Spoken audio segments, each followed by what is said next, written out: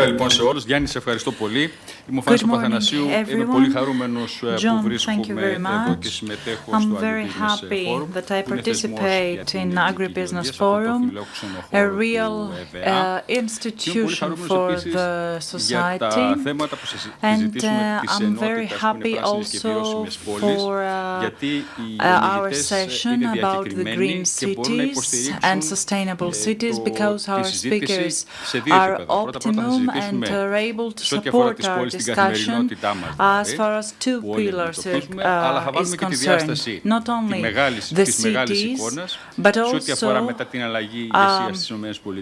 the aspect of the change of governance in the United States with Donald Trump taking the authority, and how this might affect not only the issue of the climate, but also other issues. I furthermore point out that our speakers are able to support this issue. Green cities is a challenge in front of us as they face the necessity to be transformed at climate-neutral cities. Specialists know better the issue. The specialists say that the level of carbon should be diminished up until 2050 at 70%. The positive thing is that in Greece and other big countries work hard in order to promote this neutrality, but also this helps the evolution of the governance model, and the very important issue is the relationship model of China and US that affect also the world. I start with our speakers. First of all, Antonis Skordilis, founder and CEO of ECOSCAPES, a company of rural architecture, a pioneer company. Και πρόεδρος και διευθύνων σύμβουλος του Stirixis Group, είναι μια βραβευμένης εταιρείας στρατηγικής και αρχιτεκτονικής. Καλημέρα σας, κύριε Αθανασσούλα. Αριστερά μου είναι ο φίλος Κώστας Καρτάλης, είναι καθηγητής φυσικής περιβάλλοντος και κλίματος στο Εθνικό Καποδιστριακό Πανεπιστήμιο Αθηνών, που έχει ζήσει και ως πολιτικός αλλά και ως ακαδημαϊκός και προσεγγίζει το ζήτημα του κλίματος για πολλά χρόνια. Αριστερά του είναι ο κύριος Νίκος Χαραλαμπίδης, ένας φίλος από τα παλιά, γενικός διευθυντής της Greenpeace, είναι από τους ειδικούς στο ζήτημα της κλιματικής αλλαγής και παρακολουθεί συστηματικά για περισσότερα από 20 χρόνια τα θέματα της ενέργειας, των κλιματικών αλλαγών και των ανανεώσιμων πηγών ενέργειας. Και αριστερά του ο φίλος Γιώργος Ζαλίδης, είναι καθηγητής στο Αριστοτέλειο Πανεπιστήμιο Θεσσαλονίκης, καθηγητής ρύπανσης και υποβάθμισης εδαφών στη Γεωπονική Σχολή. Καλώς ήρθατε όλοι. Είμαι πολύ χαρούμενος που είστε εδώ σήμερα. Θα ξεκινήσουμε με εσάς, κύριε Ζαλίδη, για ένα εισαγωγικό σχόλιο. Η συζήτηση έχει ως εξής. Constantinos, Cartalis, Professor of Environmental and Climate Physics, National and Kapodistrian University of Athens. The speakers have 5 minutes, and then we start with the questions. Thank you very much. It's my pleasure. Για μένα είναι σχετικά άγνωστο. Όπως ξέρετε όλοι, είμαι καθηγητής στη γεωπονία και όλοι θα αναρωτηθούν τι κάνει ένας καθηγητής στη γεωπονία να μιλήσει για βιώσιμες πόλεις. Το κεντρικό σημείο που θέλω να αναπτύξω είναι η διασυνδεσιμότητα μεταξύ του αστικού ιστού της πόλης, του περιαστικού ιστού και του αγροτικού περιβάλλοντος με τις χρήσεις γης, οι οποίες περιβάλλουν τον αστικό ιστό.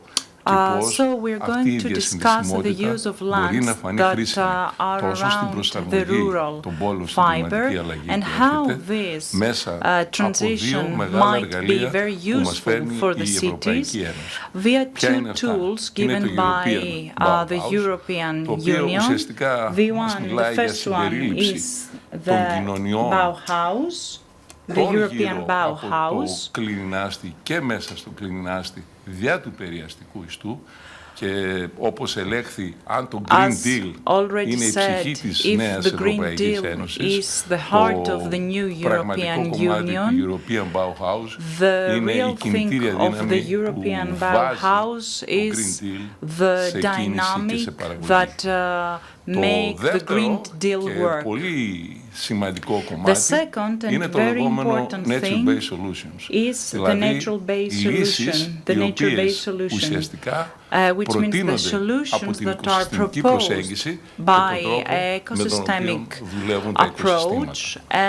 Στο κομμάτι αυτό θα ήθελα να δώσω πολύ μεγάλη σημασία, γιατί είμαι και λίγο επηρεασμένος από την τελευταία συνάντηση που κάναμε στο EA στην Κοπεχάγη, όπου το περίφημο κομμάτι του Land Use Land Change, Carbon Forest και όλο το κομμάτι των χρήσεων γης, όπως αυτό έχει σχεδιαστεί την Ευρωπαϊκή Ένωση για να κάνουμε το accounting των εκπομπών μας, καταλάβαμε ότι δεν είναι πολύ αρκετό ώστε να φτάσουμε σε επίπεδο κανονικού carbon accounting των διαφορετικών χρήσεων. Τώρα πώς όλα αυτά συνδέονται με την προσαρμογή στην κλιματική αλλαγή των πόλεων και το κομμάτι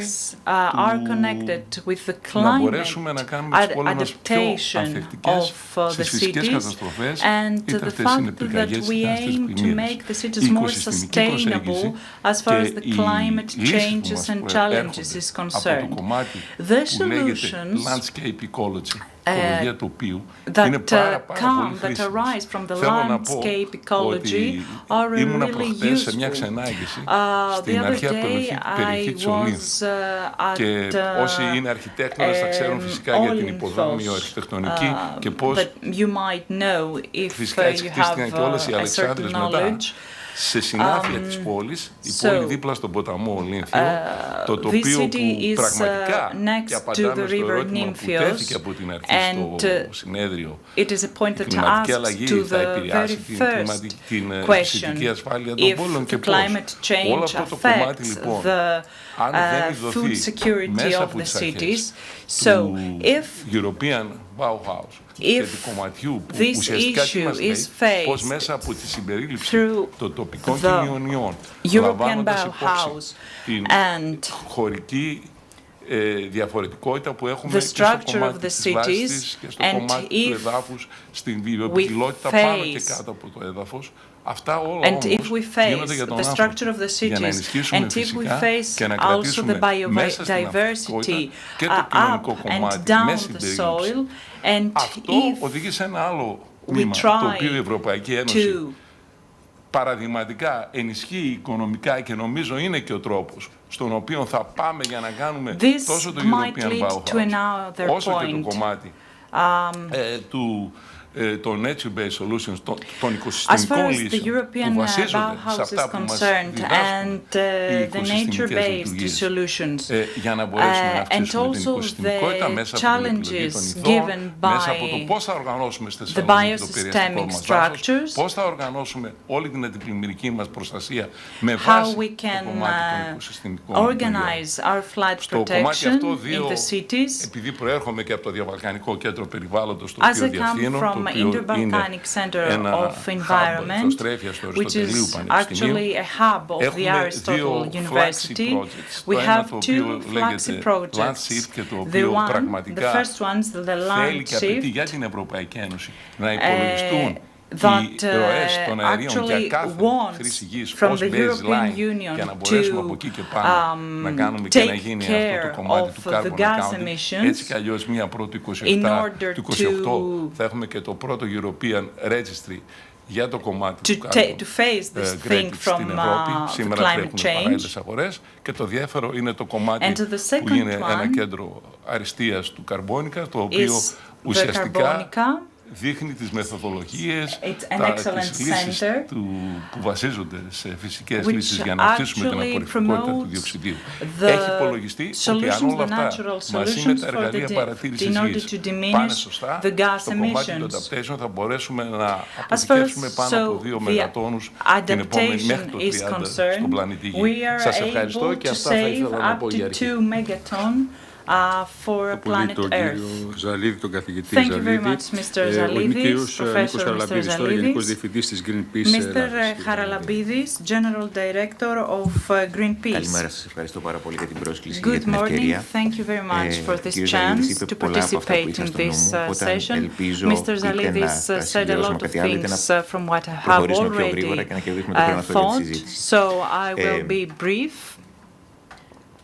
Οι πόλεις in order to have more time to discuss between us.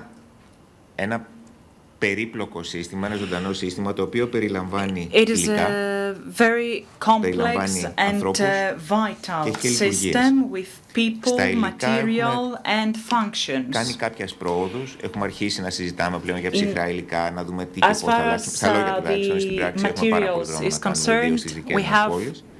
Στο κομμάτι των λειτουργιών έχουμε βελτιωθεί αρκετά. Το κομμάτι το οποίο μας διαφεύγει είναι ο κόσμος. Η λειτουργία της πόλης, πώς συμμετέχουν οι πολίτες σε αυτό. Οι πολίτες μέχρι στιγμής είναι παθητικοί και περιμένουν είτε κάποιο επίδομα, είτε κάποιο 112, είτε οτιδήποτε, αλλά σίγουρα δεν συμμετέχουν ενεργά. Αυτό που ανέφερε πριν ο κ. Ζαλίδης, η νέα ευρωπαϊκή προσέγγιση, η οποία αρχίζει να αρθρώνει την Bauhaus, το κλειδί της δεν είναι το αρχιτεκτονικό, το κλειδί της είναι αυτό που ονομάζουμε στην περίπτωση είναι η συμμετοχή του πολίτη. Είναι ο πολίτης με ενεργό ρόλο. Δεν συμπεριλαμβάνεται απλώς. Έχει ενεργό ρόλο. Αυτό γίνεται κλειδί. Γιατί όταν μιλάμε για κλιματική αλλαγή και πόλη, συνήθως μπαίνουμε στο να δούμε ποσοτικά πόσο συμμετέχει η πόλη, πόσο συμμετέχουν οι πόλεις, πόσο συμβάλλουν στην κλιματική αλλαγή κτλ. Θα έλεγα ότι η προτεραιότητα είναι ανάποδα. Με βάση τις τελευταίες εμπειρίες των τελευταίων ετών, οι πόλεις πρώτον υποφέρουν από την κλιματική αλλαγή. Άρα για να μπορέσεις να προχωρήσεις στις λύσεις θα πρέπει να σώσεις, να αντιμετωπίσεις, να προσαρμόσεις τις πόλεις σου στην κλιματική αλλαγή, να μην έχεις απώλειες σε ανθρώπινες ζωές, να μην έχεις απώλειες σε λειτουργίες, να μην έχεις απώλειες σε εργατοημέρες, σε εργατόρες κτλ. Άρα από εκεί πρέπει να ξεκινήσουμε. Η πραγματικότητά μας είναι ότι είμαστε πάρα πολύ πίσω, άρα τα καλά είναι ότι θα μπορέσουμε να προχωρήσουμε πολύ γρήγορα. Τα καλά είναι ότι οι πόλεις οι οποίες αποφάσισαν να το κάνουν αυτό το πράγμα στον κόσμο, πέρα από διακηρύξεις, πέρα από εξαγγελίες, πέρα από συμμετοχές σε δίκτυα, κάναν και δουλειά. Ας πάμε κατευθείαν στο κάνουν δουλειά, γιατί στο κομμάτι των εξαγγελίων έχουμε πάρα πολλά πράγματα στη χώρα μας να είμαστε καλά. Ξαναλέω ότι το κομμάτι των... η πόλη είναι ένα πεδίο δόξης λαμπρών, όχι απλώς για να δούμε τα CO2 emissions και να δούμε το αν θα αντικαταστήσουμε τα συμβατικά αυτοκίνητα με ηλεκτρικά αυτοκίνητα. Δηλαδή να δούμε πώς οι πολίτες έχουν ένα ενεργό ρόλο σε όλη αυτή τη διαδικασία και το είδαμε αυτό και είδαμε και διαφορετικές συμπεριφορές σε διάφορα σημεία του πλανήτη. Εκεί που οι πολίτες είναι μέρος της λύσης, τα πράγματα είναι πολύ πιο εύκολα να τα διαχειριστείς, είναι πολύ πιο εύκολο η επόμενη μέρα και πολύ πιο ανθρώπινη επίσης. Εκεί που η αλληλεγγύη κερδίζει και δεν περιμένουμε απλώς που είναι το κράτος για να έρθει να μας λύσει τα πάντα. Place to live in. And also we shouldn't wait for the state to come as a solution. Την αγροδιατροφή θα μπορούσε να απορρίσει κάποιος τι σχέση έχει η πόλη με αυτό. Θα πω το εξής, ότι η πόλη είναι ο μεγαλύτερος καταναλωτής αγροδιατροφικών προϊόντων. Άρα οποιαδήποτε επίδραση κλιματική στην παραγωγή έχει επιδρά πάνω σε αυτό. Επίσης η πόλη μπορεί να κάνει κάτι άλλο, μπορεί να περάσει γραμμή.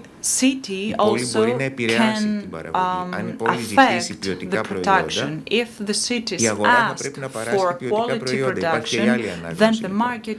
Αν δούμε λοιπόν το τι μπορεί να κάνει η πόλη, θα μπορούσα να πω με λαϊκούς όρους παπάδες. Μπορεί να κάνει τα πάντα, αλλά θα πρέπει να προσεγγιστεί με τελείως διαφορετικό τρόπο. Ούτε με πατερναλιστικό τρόπο, ούτε με κλάστερινγκ τύπου αυτό είναι θέμα γεωργίας, αυτό είναι το άλλο, αυτό είναι το άλλο. Θα σας πω το εξής. Ένας πάρα πολύ όμορφος θεσμός, σχεδόν μοναδικός, είναι οι λαϊκές αγορές. Οι λαϊκές αγορές αντιμετωπίζουν το εξής πρόβλημα. Πεθαίνουν. Όχι οι λαϊκές αγορές, οι πελάτες τους. The open markets actually die, not the open markets themselves, but their clients. The average age of the open market, which bring the producer and the consumer at the same side, is really old. Το ηλικιακό gap που υπάρχει λέει ότι μέσα σε πολύ λίγα χρόνια δεν έχουν πελάτες. says that actually, according to the AgriGusiness Forum, in a few years there will be no more clients because consumers don't buy any more products from the open markets. So, if you choose to buy something from the supermarket, for example, not from the local open market, it is a matter of choice. So, that thing affects also the local production. So, we have to discuss on all of these matters, issues, and to face altogether these problems. And also, Constantinos Cartalis.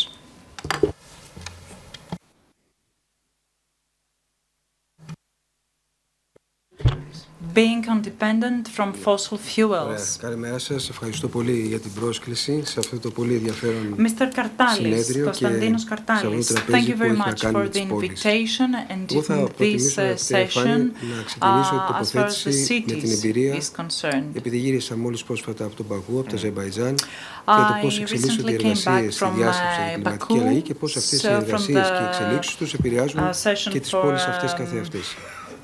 Ανέβαζα ένα τίτλο στη διάσκεψη μέχρι στιγμής, κλείνει σήμερα το βράδυ. Βεβαίως, όποιοι γνωρίζουν από τις διασκέψεις αυτές, υπάρχει και η ολονικτία που γίνεται πάντα για να κλείσουν τα συμπεράσματα και να προκύψει κάτι που θα είναι θετικό προς την κοινή γνώμη. Ανέβαζα ένα τίτλο σε αυτή τη διάσκεψη, είναι μια διστακτική διάσκεψη. Ή θα λέγαμε μια διάσκεψη σύγχυση. Δεν τυχαίο ότι στους χώρους της Συνόδου η λέξη που χρησιμοποιήθηκε πολύ αυτό το διάστημα ήταν green fusion, από το green και το confusing.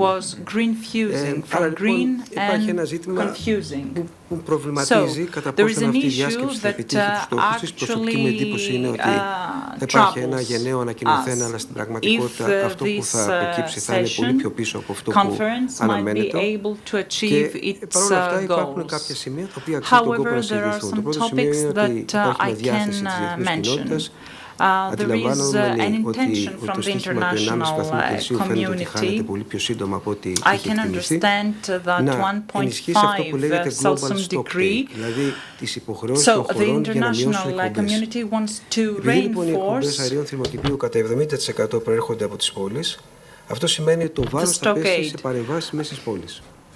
So that implies the intervention in the cities, which means better buildings, buildings which consume less energy.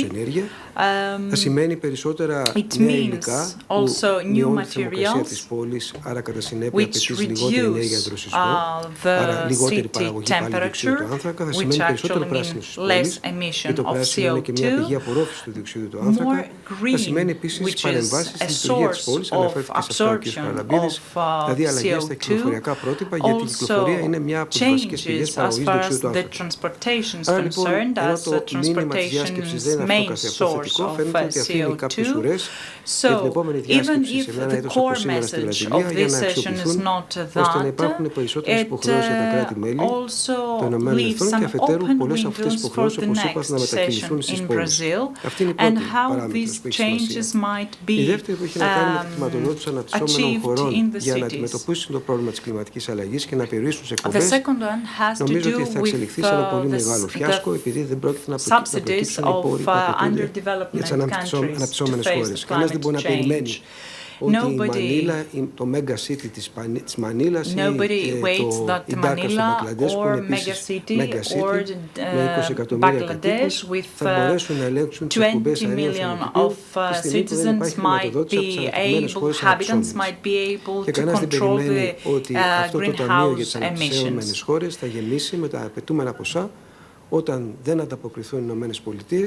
Και όταν η Κίνα επιμένει στην προσέγγιση της ότι these countries take the money if the United States or China are not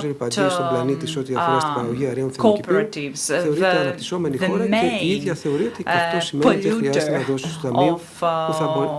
around the earth are considered the underdeveloped countries.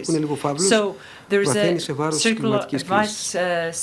Το τρίτο στοιχείο είναι η προσαρμογή που απασχόλησε τη διάσκεψη. Εδώ υπάρχει ένα θετικό σημείο. Αναφέρθηκε πάλι σε αυτό και οι δύο προηγούμενοι μιλητές. Είναι ότι δίνεται μια οδηγία στα κράτη και στις πόλεις να δρομολογήσουν αυτό που λέγεται locally led adaptation. Δηλαδή ένα σχέδιο προσαρμογής το οποίο βασίζεται σε πολύ τοπικές προσεγγίσεις, στο επίπεδο της γειτονιάς ή στο επίπεδο της μικρής περιφέρειας, της μικρής ενότητας. Αυτό γιατί γίνεται γιατί έτσι μπορεί να ενσωματώσει στη συζήτηση και στην προσπάθεια των κάτοικων, των πολίτων. Αν φέρει την προσπάθεια σε ένα μικρό σκέλος, αυτό που λέγεται place-based, τότε ο πολίτης έχει τη δυνατότητα να συμβάλλει, να αποτελέσει μέρος της προσπάθειας και να αναλάβει κάποιες δεσμεύσεις ή κάποιες ευθύνες. Άρα αυτό είναι ένα θετικό στοιχείο. Βεβαίως μένει προς απόδειξη αν θα σωματωθεί ισχυρά μέσα στα αποτελέσματα της διάσκεψης και αν θα ακολουθηθεί εν ώψη της επόμενης προγραμματικής περίοδου. Το τελευταίο σημείο που θα ήθελα να πω είναι ότι η διάσκεψη βγάζει ένα πολύ μεγάλο προβληματισμό που είναι και πολύ επικίνδυνος. Αφού λοιπόν ο στόχος του 1,5 βαθμού δεν φαίνεται να ικανοποιείται, dangerous to my point of view result. If the 1.5 Celsius degree is dangerous, what about change it in 2 or 2.5 Celsius degree? It's like a student who wants to take to achieve a high mark for the admission exam. And they think that, okay, maybe a 19 is not effective, what about 17? But this is not the point. What we have to do is to reinforce the instruments and the measures we already have. So even if we lost, we didn't manage to achieve the 1.5 Celsius degree, we can take some measures that will help the cities to be adapted. Το είπε και καλημέρα, γιατί ξέρετε ότι η διπλωματία καλύπτει πολλές φορές αυτά που πρέπει να υποθούν. Είπε ότι ελπίζουμε όλη αυτή η βοήθεια που θα δώσουν αναπτυγμένες χώρες αναπτυσσόμενες δεν θα οδηγήσουν σε νέες απεικιοκρατίες. Και τι εννοούσε? Εννοούσε το γεγονός ότι όλοι έχουν πέσει πάνω στην Αφρική. Η Κίνα, για παράδειγμα, έχει δανείσει όλες τις χώρες της Αφρικής μεγάλα ποσά για την ανάπτυξή της, γιατί θέλει τα μέταλλα και τις σπάνιες γέες. Και είναι μια νέα μορφή απεικιοκρατίας. Δηλαδή, ας μην χρησιμοποιηθεί, εν πάση περιπτώσει, η κλιματική κρίση ως το όχημα για να προκύψουν νέες σχέσεις εξάρτησης σαν αυτές που έκανε ο πλανήτης με κακό τρόπο όταν ήταν η Βρετανία απικίες, η Γάλλοι, οι Ολλανδοί ή οποιοδήποτε άλλο. Ευχαριστώ πολύ τον κύριο Καρτάλη. Ο κύριος Αλέξανδρος Αθανασσούλας. Mr. Alexandros Athanassoulas has the floor. Good morning, everybody. Thank you for having me. Let me just give you my point of view. On behalf of SBC, the Greek chapter of World Build Council, which is the biggest international organization for sustainability in a structured environment with many members in 50 countries. We heard great things from the three previous speakers. Any of these could have been a 3-hour or a daily discussion. In these few minutes I have, I will present to you a framework that has contributed to this discussion. Europe is participating in 7% at the global emission, a percentage that is lowering. Greece is contributing to 2.5% compared to other European countries, but only 0.02% on a global level. Let us see what we can do in our country, because a lot of things that do concern us are not reachable from us. We cannot regulate them. So, huge countries like Russia, Canada, and other countries were the richest countries of the world 40 years ago, but right now they've managed and they have seen a decrease of 28%. Let's not talk about the structured environment. We're talking a lot about the footprint of ours. Well, the emissions are, the imports are contributing 40% to the greenhouse gas emissions. So, I'm sorry, I was talking about the constructions. Constructions are contributing 40% to the global greenhouse gas emissions. We see that we are failing up until right now to follow what we have agreed upon. If we are trying to analyze things and face things in an analytical way, we'll never be able to achieve our goals. We must see the total outcome on how a city can be sustainable. We must see what kind of actions are needed to achieve this final goal. Another example from the environment of constructions. No matter how much we reduce the integrated carbon, our total footprint to the gas emissions will never decrease. We must understand this.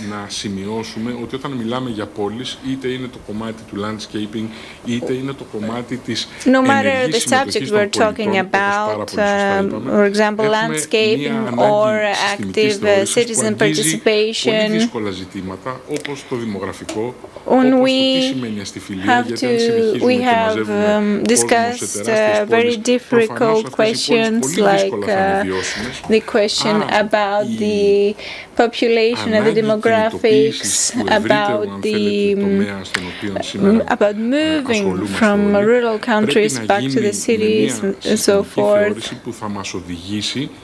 Αυτή την απόφαση που πάρα πολύ σωστά είπατε ότι πρέπει να πάρθει η απόφαση και υπάρχουν πόλεις που το έχουν πετύχει. There are many cities that have made it in order to take a decision within a built-in environment. Τέτοιες αποφάσεις είναι όπως, επιτρέψτε μου να πω αδόκιμα, πρέπει να φτιάξω μελέτα σπάζοντας αυγά.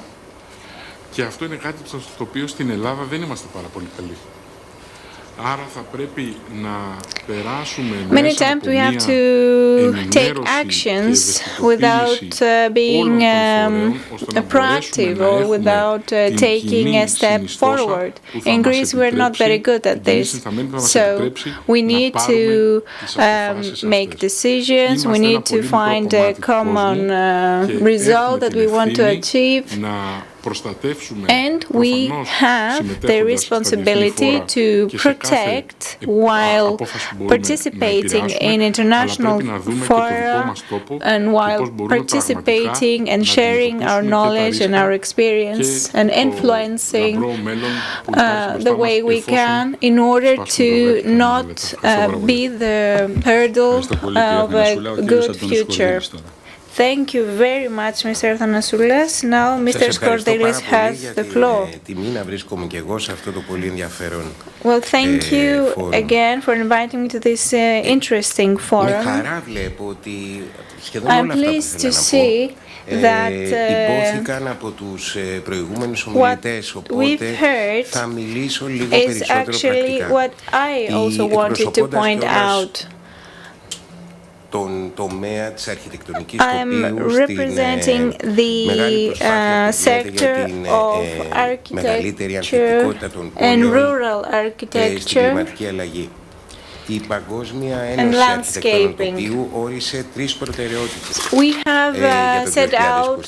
Three priorities for 2024, where the ecosystemic perception of plants and other buildings, the analysis of different ecosystems that a city is introducing and including in order to create a strategy into what we're trying to achieve. So these will be the tools that will create the new green spaces in the cities. We want to become more resilient, a more resilient green, urban and peri-urban space within the city. And we are also seeing that we need to use a broad range of different plants. Πάρα πολύ σημαντικό πράγμα η διευθέτηση με χρήση πράσινης τεχνολογίας. And we want to use green technology κατά το δυνατό μεγαλύτερη επιφάνεια πρασίνου, η δημιουργία μεγαλύτερης επιφάνειας in order to create a large and even larger if possible green space όσο γίνεται περισσότερο so that these plants can attract more CO2 emissions. Πρόκειται να αντιμετωπίσουν ήδη αντιμετωπίζουν οι περιοχές γύρω από τη There are different areas around the Mediterranean basin that face certain difficulties. For example, higher temperatures, λιγότερη βροχή less rain, έντονα πλημμυρικά φαινόμενα and a lot of phenomena, a lot of floods που πέφτουν στην Ελλάδα. Υπάρχουν τα τελευταία 3 χρόνια επεισόδια βροχής όπου το 1/3 αυτής της ποσότητας πέφτει μέσα σε μία εβδομάδα. Τι γίνεται με όλα αυτά τα πράγματα, πώς θα έτοιμες οι πόλεις να δεχτούν κάποια τέτοια φορτία ή να αντιστούν με μεγάλα διαστήματα χωρίς only within a week. So this is a lot of rain. Μπορεί, αν όχι να αντιμετωπιστεί, So if we cannot tackle this problem, we're trying to approach it with a lot of green and technical technologies. What Mr. Charalambides said, we were part of the team that won a green project from the European Union. The project was called Cooling Heavens, and that is the project of Greece, and we received a very good aid from a prize from the European Union in order to implement it. So our project, Cooling Heavens, could be introduced in specific places, from park to park, so to say. And we want to see how all of this effort will be welcome from different people. How we're going to create new jobs, and how these spaces that we're going to create will last in time. And this will be done in 7 different neighborhoods of Athens.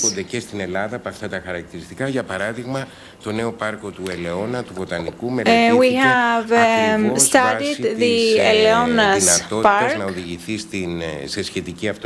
and we've tried to find a way to make it more autonomous, and we will create 5 big rain gardens there. So that means that we are helping and revisiting all these green ecosystems that still exist and were in place before the city grew up. We're talking about smart solutions, green solutions, οικοσυστημικών λειτουργιών, πράγμα που κάνει πιο ανθεκτικό το also the use of Δυστυχώς ecosystemic energies. The only downside is because of this year's hot climate and drought. All of these green ecosystems are going towards a very bad period. Τόσο πιο έντονα σε αυτά φαίνεται η επιβάρυνση. Ακόμα και στον ημιτό. Even in the Hemitus mountain near the chapel of Kessariani, there is a forest there. There are many plants there. Those areas and those parts of Athens are keeping up very well, but other parts that are not so autonomous are having to face a lot of issues. Σε μεγάλο βαθμό έχει αρχίσει να υπάρχει και στους Έλληνες αρχιτέκτονες τοπίου αυτή η ανάγκη. Even the Greek environment architects τα εργαλεία, ναι, have started working with these ideas, and I believe that we have already introduced many tools and can go forward with it. Thank you very much for your contribution. Let us start with Mr. Cartalis and Mr. Charalambides. Let's see the bigger picture and then move on to specific areas. You talked about COP29 in Baku. You saw things not moving swiftly, quickly. Can this be a result of the relationships we have with the US and the outcome of the elections? Can this influence the changes and the policies, the green policies of the planet? What are your thoughts about this issue? Παραγωγής ρήπων στον κόσμο. Δεν είναι εύκολο το ερώτημα. Well, this is not an easy question. There are a lot of things to consider. Θα μπορούσα να πω ότι ένας από τους λόγους που I could say that one of the reasons that make this COP a bit more hesitant is that it is the second one that is focused. It is actually the presidency is done by countries that have a lot of oil, fossil resources. So these countries do understand and do agree that there is a climate crisis, and everybody understands that we should phase out from the use of fossil fuels. Last year's COP had as a result that we should gradually phase out from the use of fossil fuels. Και 7% είναι αληθές, τόσο συμβάλλει η Ευρωπαϊκή Ένωση στις εκπομπές παγκοσμίως. Και θα επανέλθω στο ερώτημα. The 7% is the percentage that the European Union is contributing to these emissions. Λαμβάνει υπόψη τους στόχους της για το 2030, το 40 και το 50 και τις εκπομπές που παρήγαγε τα προηγούμενα χρόνια. Το ονομάζει αυτό fair share, η δίκαιη κατανομή. Γιατί αυτό? Talk about the fair share, all the analysis that's been done and what we have accepted, what we have contributed. Άρα, ό,τι και να έχεις προκαλέσει τα προηγούμενα χρόνια, δεν φεύγει μέσα σε μια χρονιά. So we must understand, we must accept that all the broad things and all the contribution we've made in the past are not actually vanishing, they are present. So all the goals that we set must be very sincere, must not be avoided or downgraded. Well, let's talk about this year's COP. There was a great, of course, organization this year. But there was a shadow overlying somewhere. There were some countries that we were not able to tell if they're going to participate in the results, or will there be some countries that will create a secondary agreement or secondary union. And what was the role of the big oil producers? Well, those companies are responsible for 80% of the emissions. It is not themselves actually responsible, but their product, the product that they are extracting.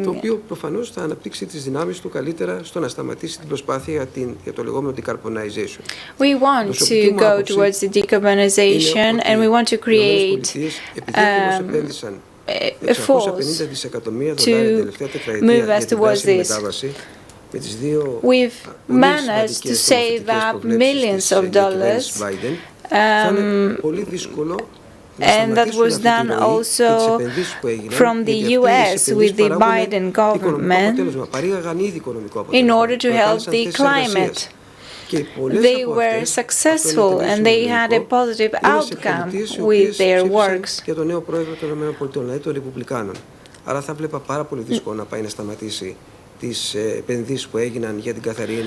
don't believe that all of those choices and all of those plans that have been already made for green transition and green decisions will be taken back. But we never know. We know that there are, of course, measures taken in place from the EU to the US and vice versa. Because of the duties. Δεν εισάγονται με ίσους όρους, με καθαρούς όρους στην Ευρωπαϊκή Ένωση, στις ΗΠΑ και το ανάποδο προφανώς, το αντίστροφο. Άρα υπάρχει μια σχέση η οποία αν επιδεινωθεί Of course, there is a relationship in place between the European Union and the US, but we don't know how this is going to go further, how this is going to be affected by future decisions, etc. There have been also many efforts between China and the US. Some were fruitful, others were not. China was rather successful as well, because when the EU and the US decided to put some to punish all the emissions from this industry, then China had a contra-argument and they wanted to limit the imports and the exports to Spain. I believe that we've seen the globalization has taken a lot of open space. I speak for this globalization, but we need to make countries less unstable. We need to make them ready for climate change and make them independent, not dependent from those decisions. Mr. Charalambides, what do you have to say? Let me just continue. Let me build on Mr. Cartalis. I have the intention, have the point of view that this helps us to face some things, that the relation of political authorities with oil producers a need for some measures to be taken. If we face ourselves, we're going to point out that this thing happens all over the world, that the oil producers are very close to the authorities, that the authorities take decisions which actually affect positively the oil producers. So they're pretty close. So these relations of the energy companies and the decision-making around the world is very strong, and we cannot actually dissolve it. The bad thing is that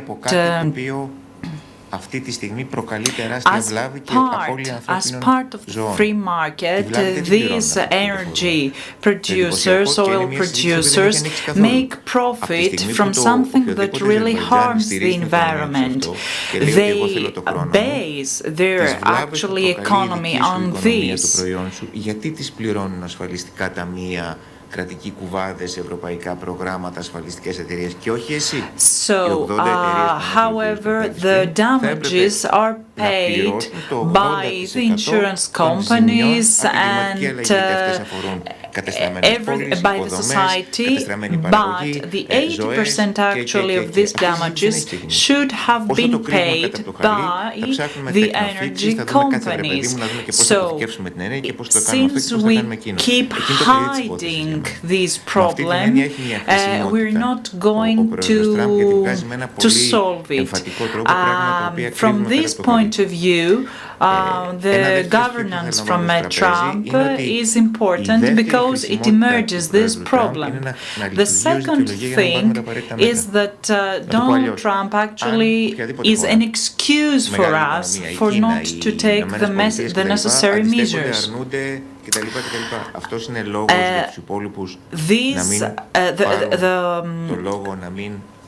αναδειχθούν ηγέτες, να μην πάρουν τις πρωτοβουλίες της απαραίτητες. The tendency of the US constitute an excuse for the other countries for not taking the measures, the necessary measures. The fact that they ignore the problem from the US doesn't mean that we don't have to do something. We have continuous examples that if, for example, we take measures, we will have, let's say, Και γιατί επιμένω σε αυτό? Επιμένω γιατί κύριος Καρτάλης competitive deficit against Turkey. And this is a reality actually. Τα απαραίτητα μέτρα γίνονται πιο δύσκολα και πιο ακριβά και πιο αναποτελεσματικά. Κάθε χρόνος που περνάει σημαίνει εκπομπές διοξειδίου του άνθρακα στην ατμόσφαιρα, οι οποίες είναι εκεί δεκαετίες. Each year means that we have more and more carbon emissions around the world. Even if today we stop the carbon emissions, our footprint still remains in the world. It doesn't change from one day to another. So, as far as ενώ φαίνεται ότι είναι προτεραιότητα, συζητάμε σε συνέδρια, although it seems that taking measures for the climate change, some speakers mentioned that we don't have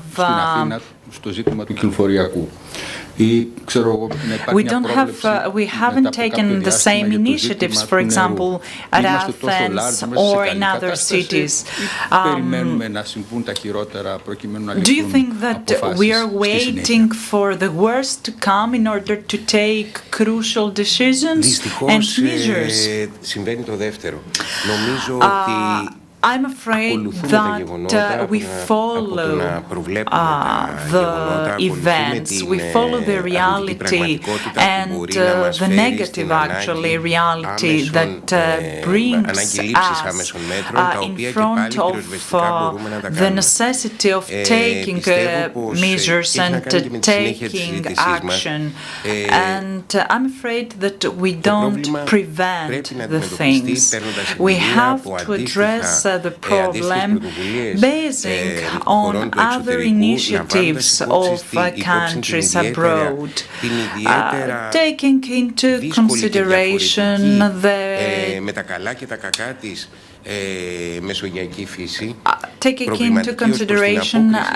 also our Mediterranean nature with positive and negative aspects. For example, we don't have rains during the world, during the year. The Mediterranean climate is very middle, so we have to take into consideration mild. The Mediterranean climate is very mild and actually is able to promote these good practices, we could say. Yes, I could say more about the water as you asked me. We can make it out that in our country,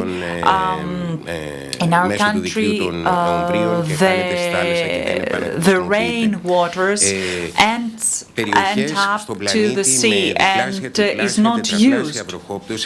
On the contrary, other countries around the world are able to keep almost the 50%, conserve almost the 50% in use of the rainwater. So even now we can go for the conservation and the reuse of the water rains. These very well-known oxygen bombs, these green places. At the same time, we clean the atmosphere and we have an ecosystemic approach. And we are able to keep, apart from the CO2, other greenhouse emissions. But the most important thing is that this rainwater is able to multiple, is dynamic. Obviously, as far as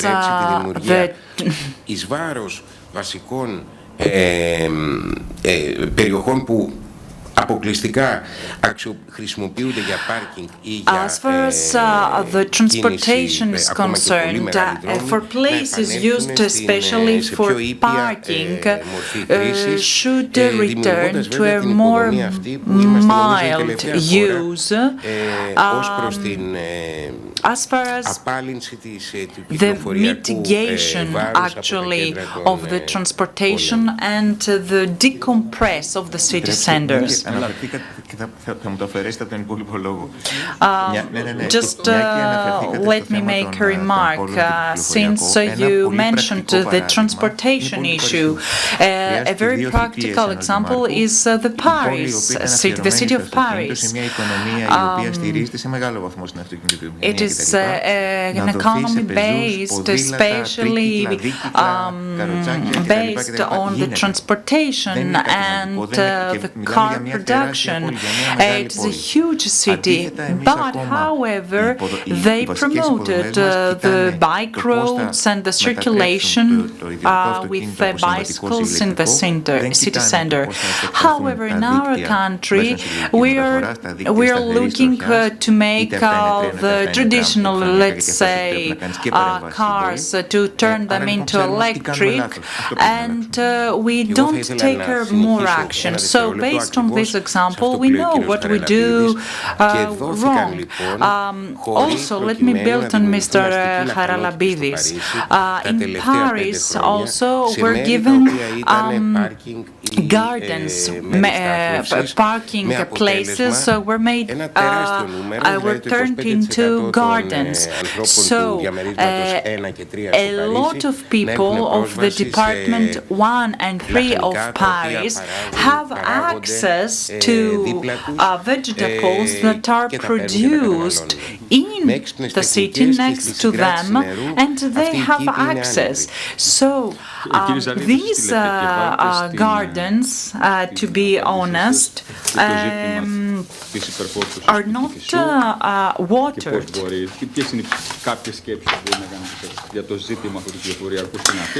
Could you make some thoughts as far as our drying? Could you make us some thoughts about the transportation in the city of Athens?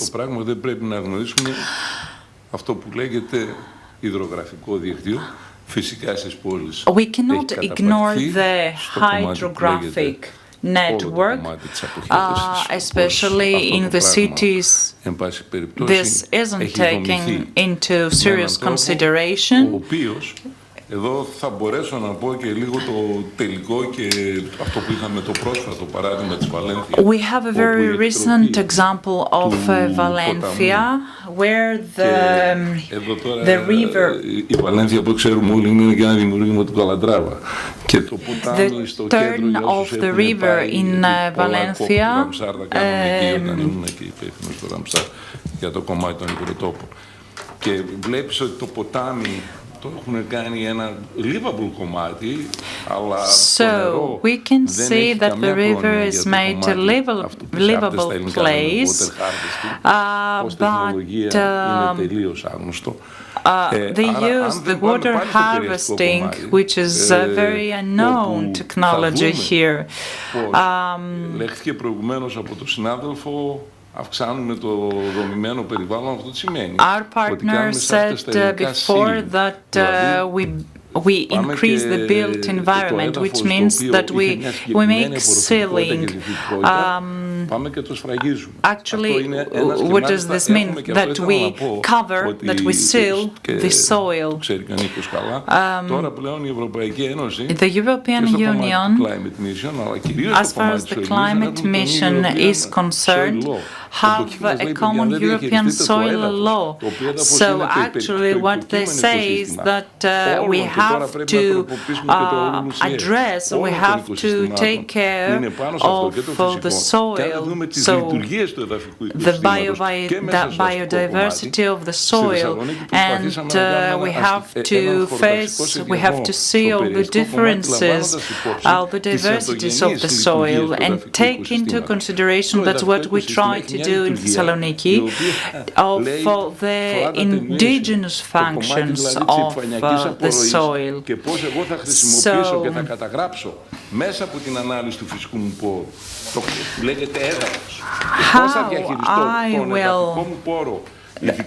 how we are going to map out our natural resources given by the soil, and how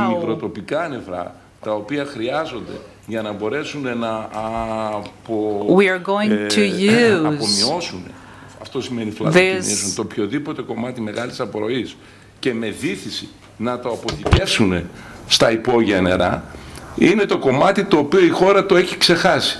Θεωρώ ότι ο νέος νόμος We have actually forgotten in Greece how we are going to use the rainwaters in order to make the necessary runoffs. So this new European law about the soil is very important, and these parts on how we are going to use these two resources, the water and the soil within the city and rurally and urbanly.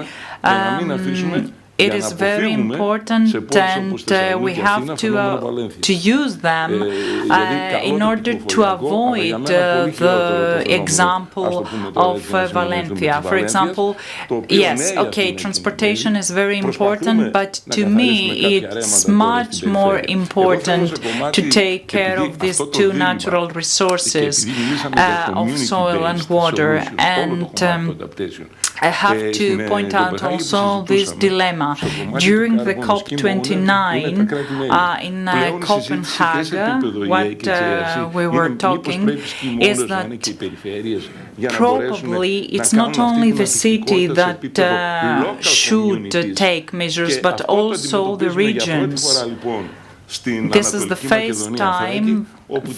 first time we face it in East Macedonia. The next week we are going to have the first carbon office in the region. So, to me, these are the things we have to face at this buffering stage in order to prevent, in order to plan before the extreme weather events or before a fire or before any damages.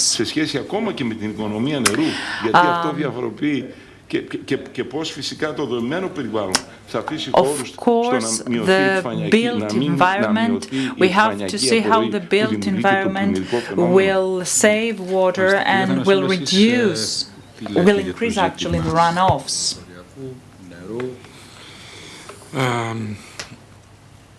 Καταρχάς να πω ότι όπως είπα και την προηγούμενη φορά πρέπει να αντιμετωπίσουμε συστημικά το θέμα. To systematically approach this issue. Obviously, the issue of transportation, of water, of all the issues that make a city sustainable, all these issues so make an environment which is really complex, and we have to face them all in order to have the optimum result. I listen every speaker very carefully, and all the choices and innovations proposed, and we discussed also the social integration issue and how the society will welcome actually these solutions. I would like to point out that every year in Greece we have 15-20 accredited buildings in Greece with the system of Germany and France. Let me tell you that this is not a kind of evolution. I mean, if we have 15 or 20 buildings each year, let me tell you that this is not an evolution. I suppose that you don't believe that. We have to find out what is the systemic problem, the systemic obstacle that bans this evolution. We talked before about these parks, the green parks, that these parks promote the actions for the integration. Why should we take actions that promote the rational thing, that society should welcome this kind of actions? So, to me, the problem is that we have distance, we have a lack of empathy, we have a lack of training and knowledge of the big part of the society, and we try to make solutions that are not structural, are not organic, but they are, let's say, external. We try to convince the citizens. We try to convince the citizens for something rational. The problem is how we design the cities, how we design the buildings, how we face the sustainable cities. We have to begin from this principle. We will not success if we're not able to attract the great majority of people and to make them, to convince them actually that they have to do what we ask and not to actually reinforce them to do. If we don't manage to do this, we'll not have any solutions. We live in a region that, okay, generally speaking, we have an unstructured approach in Greece. We discuss on the buildings that are green or are not green, they take 7 or 10%. Okay, all these are the result of the problem. The problem is, how can we give the motivations? Why? Because we don't have the demand and actually the claim from the society to live in better buildings and actually to live in a better surrounding. And we are looking for motivations that we try actually to support. The only reason is because we haven't achieved to have the society by our side. And I'm so sorry for escaping my time, but I think that this is the pace of every single problem we have. Let me build on that. This is also a European problem, and the integration is not a country's problem.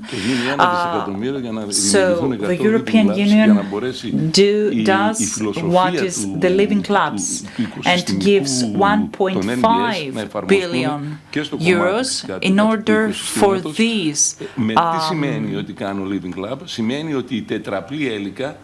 priorities to be adapted.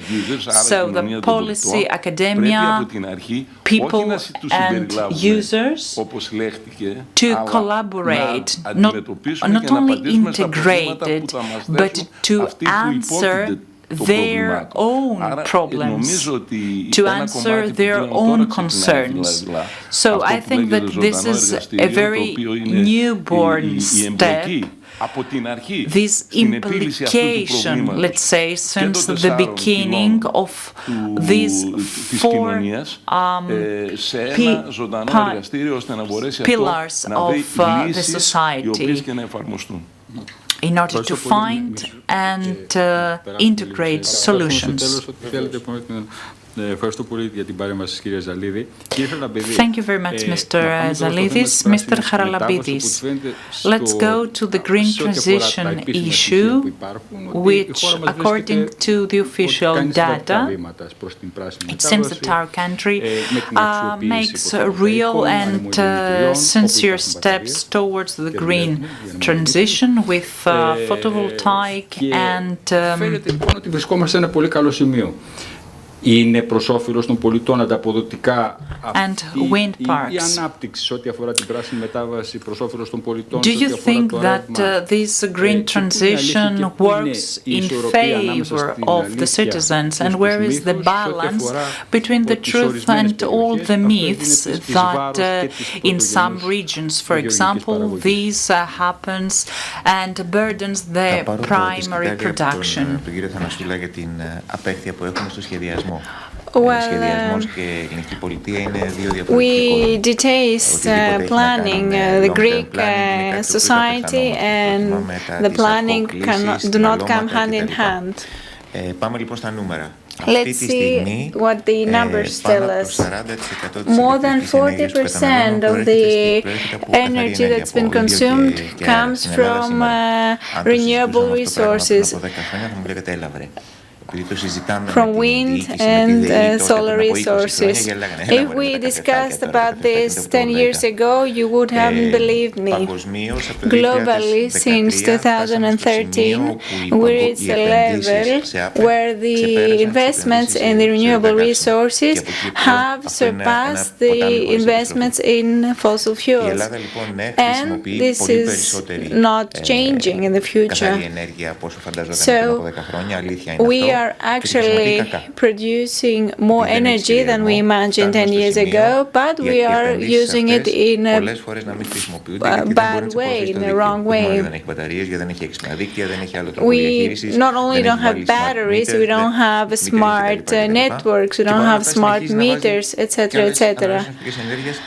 And although we cannot consume of all of this energy or take advantage of this energy, we still keep installing more solars and more wind generators. The price now for the kilowatt hour, as we would have paid as users, as consumers, would have been more compared to the energy from fossil fuels. Has anybody in this society understood what's happening? No, nobody, because it was just a game between the governments and businessmen and companies. If a consumer does a research in the Energy Authority of Greece, they won't read much because there are only 10 works that focus on renewable energy. We are not clear. We are not transparent. You've asked how Greece is doing in this green transition. Well, we are not having good results. We are an insufficient economy when it comes to the renewable energies. Right now, we have 4.5 million buildings that are built before 1980s. And they consume a lot of energy and they lose a lot of energy. So,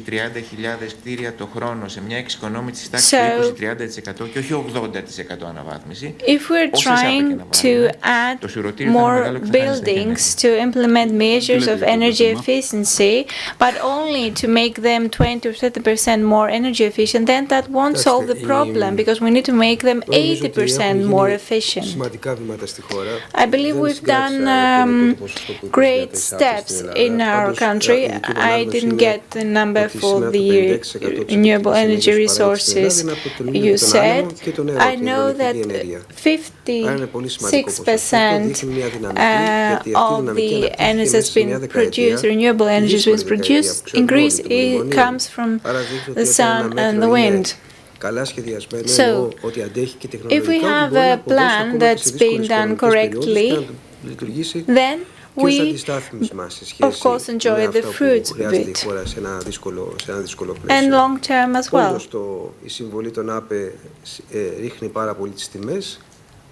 Of course, the existence of the renewable energy resources makes the prices lower, but indeed the consumer does need to understand what they pay and how things are being generated and produced.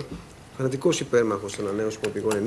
speak for the renewable energy resources, but I am also concerned and this is because cities and our country need more and more energy. We see things multiplying, the solar plants are multiplying. In the region of Thessaly, for example, on your left or your right-hand side, you see a lot of solar parks. And these plots in the past were used for food production, for the agricultural sector.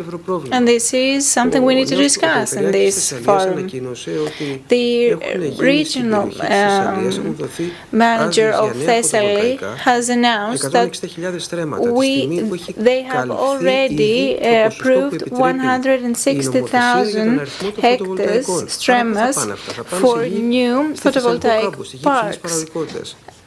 How is this even possible if we have already exceeded the number of the allowed solar panels and this term has been used for it? This does not make sense. And let me just comment something on the height of the buildings. We're now in 2024 and we keep discussing about this issue. Well, it should be self-explanatory.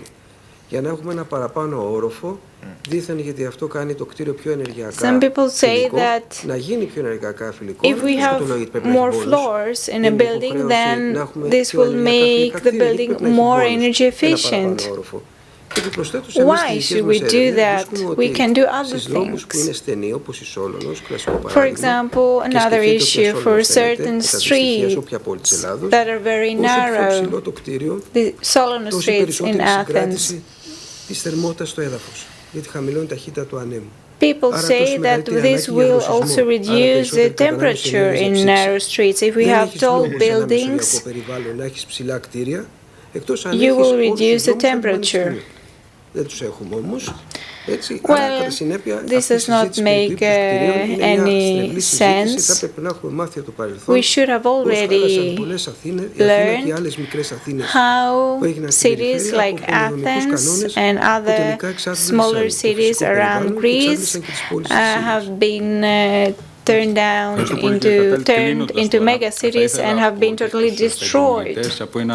Let's wrap up this discussion. I will ask all of you to make one last comment and ask you if you could influence some things that could change for a greener city, for a city to become climate neutral. What would you do if you could influence, if you were the mayor or the deputy vice mayor? Well, in order to do so and do the self-explanatory things,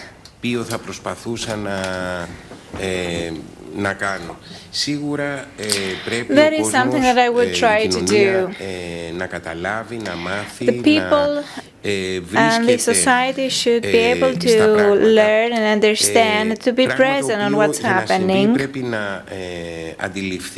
And to do so, they need to understand that the state and the regions and the municipalities respect at the same level the people, and there should be a two-way conversation.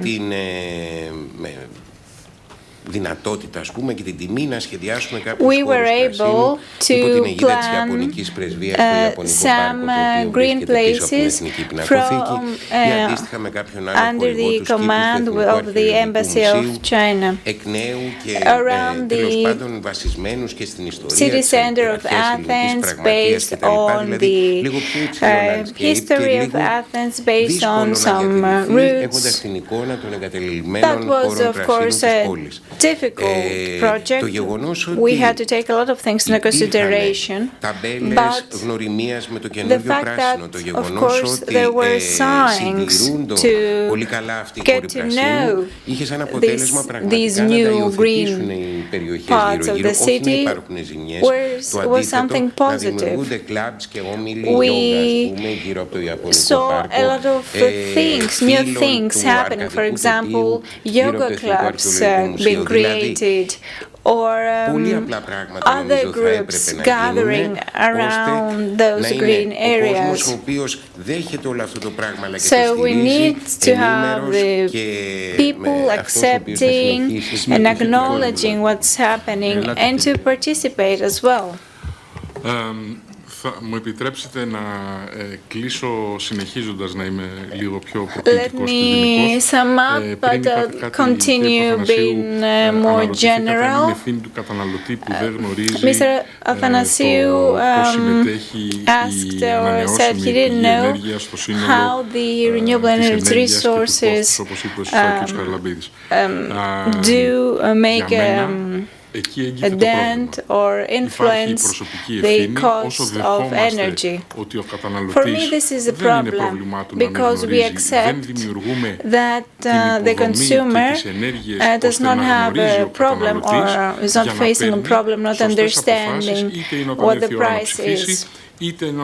Well, the same thing goes on for when he has to vote or when he has to ask for something actively from his or her municipality. So the issue is starting from our education, from how our children are being raised and educated. There is an issue of a strategic issue. We need to help our society. Ένα πολύ πρακτικό παράδειγμα, γιατί είπαμε πολλά Let me give you a practical example. Στο ερώτημα που είπατε, κύριε Παπαθανασίου, για Because you used this example, Mr. Papathanasiou, with the mayor and all of these. Γιατί είναι συγκρατεί τη θερμότητα και συγκρατεί και την ρύπανση. We have the issues of higher temperatures and we have the issue of a lot of pollution being around the cities. So I would ask, where do we need to add more greenery? In which places will it be better? What kind of plants? Then I would ask Mr. Athanassoulas to intervene and make changes to our buildings, so to make them more energy efficient. Mr. Athanassoulas has a great communication with people, with the citizens, so they could have a conversation with them. Mr. Zalidis could help us with our climate footprint. And if we didn't succeed, then we would find another way. We would find other solutions. We need planning. We need a government that understands and is trying to make things change. Only in this way will Athens and cities that are similar will be able to become friendlier, climate friendlier and greener. Up until now, we're only discussing on the basis of the 4-year election and governmental period. This needs a 20-year planning, if not more. We need to agree on a common plan, a common program that needs to take place and be implemented with no stops, no changes, and no matter the government. So it is something that we should ask ourselves, why haven't we been discussing it? Why haven't the people been discussing it so that we can make great decisions and great changes? Mr. Cartalis, are you running for mayor? Mr. Charalambides, you as well are delegated. Let's just make up all the time lost earlier on. I'll add some things.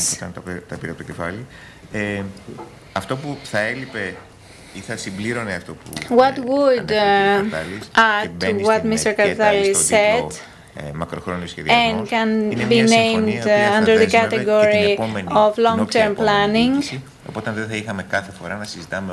is that we make a commitment and we don't change our plans every time a new administration or a new government comes in place.